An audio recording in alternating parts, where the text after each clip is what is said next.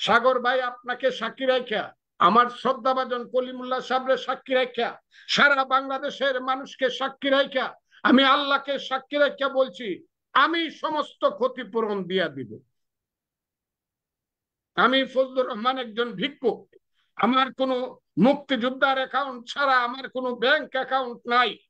আমি কষ্ট করে দিনাতিপাত করি, আমি অনেক কষ্ট করি। আমি আমার সন্তানদেরকে লেখাপড়া করাইছি, আমার গাড়িতে চড়ার ক্ষমতা চান, রিক্সা দিয়ে হাইকোর্টে যাই।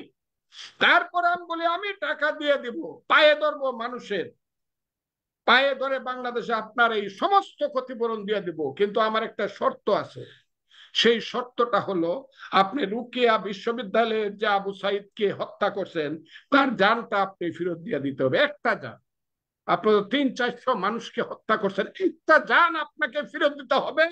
আপনার সমস্ত কিছু বাংলাদেশের মানুষ ফেরত দিয়ে দিবে, আমি তাদেরকে পায়ে ধরে বলবো। বাংলাদেশের এই যে অবস্থার সৃষ্টি হয়েছে, এটা তো একদিনের সৃষ্টি হয় নাই।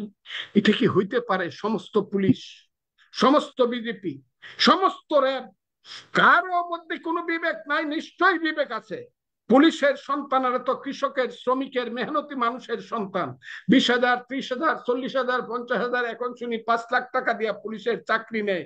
গরিব মানুষের সন্তান জমি বিক্রি করে চাকরি নেয়। এরা তো কাউকে হত্যা করতে আসে না, কিন্তু এদেরকে হত্যাকারী বানাইলো কে? বিজেপি র্যাবের দেরকে হত্যাকারী বানাইলো কে?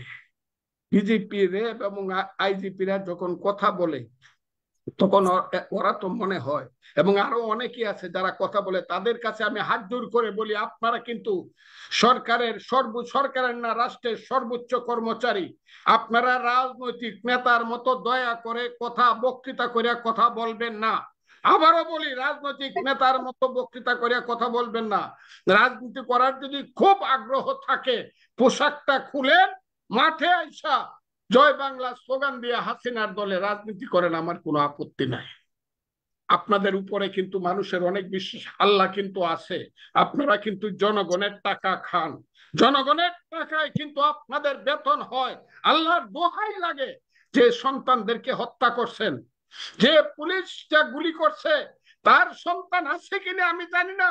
আমি এইটাও দোয়া করি না যে পুলিশটা আমার শিশুদেরকে হত্যা করে প্রত্যেকটা পুলিশের একটা সন্তান মারা যাক, এটা আমি দোয়া করি না।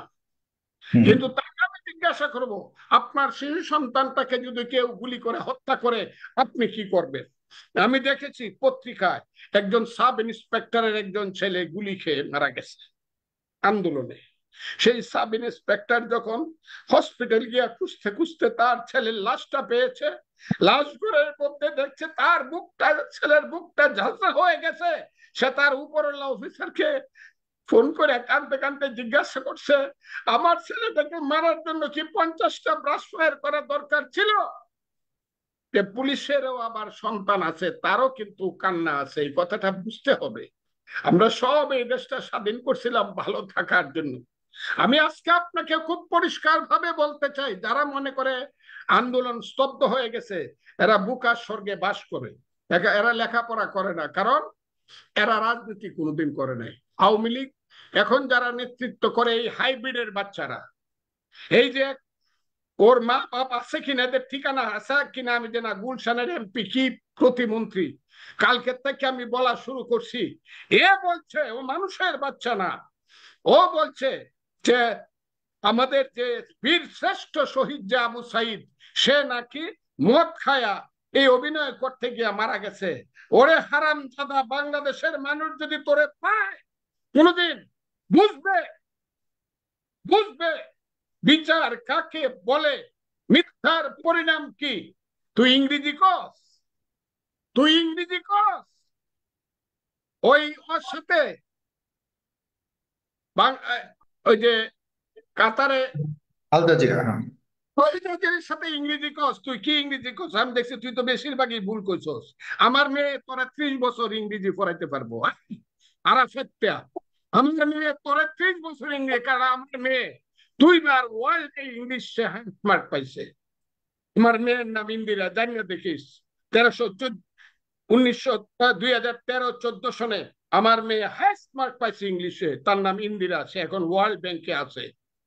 আমি বলে দিতে চাই, ইংরেজি করে সারা মানুষকে বুঝাস যে এই ছেলেটা আল্লাহর ভয় লাগে, যে বলছে যে এ মদ খায় অভিনয় করে মারা গেছে, বাংলার মানুষ মরণের বাসেন একদিন তো মরতে হবে, এইটা কোনোদিন ক্ষমা করবেন না। বাপ দাদার নাম নাই, সান মোল্লের বেই হাসিনা এরে বানায় মন্ত্রী। বাংলাদেশ আওয়ামী লীগের সব মারা গেছে। বাংলাদেশ আওয়ামী লীগের এখন হাজার হাজার কর্মী আছে। এই যে বিড়ালের বাচ্চাগুলা, আনিসুল হক, ফরহাদ, এরপরে নৌফেল, আর এই আরাফাত, এরা বৈশা বাংলাদেশের সমস্যার নেগোসিয়েশন করায় হাসিনা। আওয়ামী লীগের সব মারা গেছে। এখন আমির হোসেন আমি মৃত্যুবরণ করে খবরে গেছে, তুফাইল আহমদ নাই, মতিয়া চৌধুরীরা নাই। আওয়ামী লীগের 500 নেতা কর্মী আছে, এদেরকে 30 বছর রাজনীতি শিখাইতে পারবো।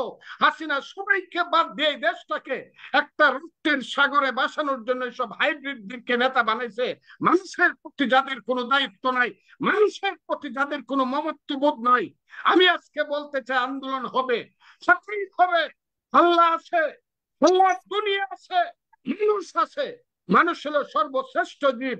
তারা আন্দোলন করবে, রক্তের সাগর হবে।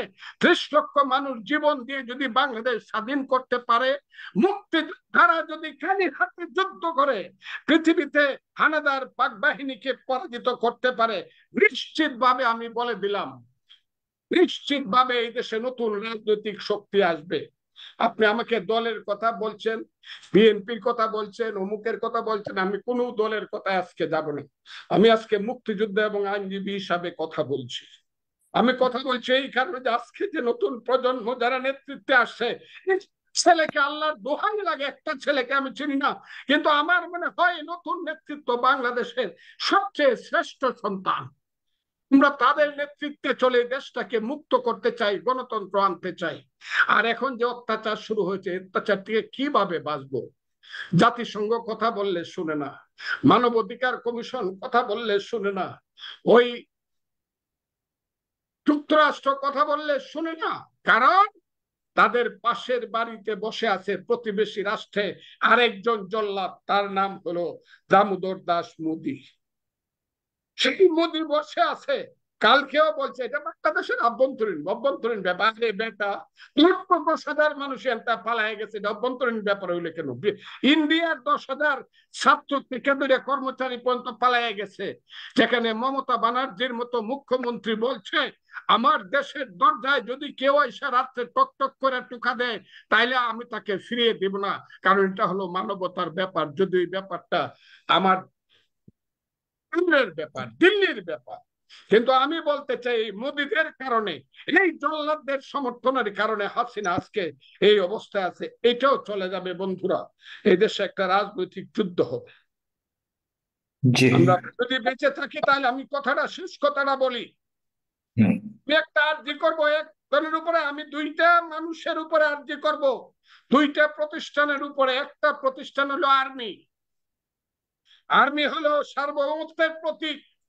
ভুল ত্রুটি সহ যেমন মানুষ, ভুল ত্রুটি সহ ইনস্টিটিউশন।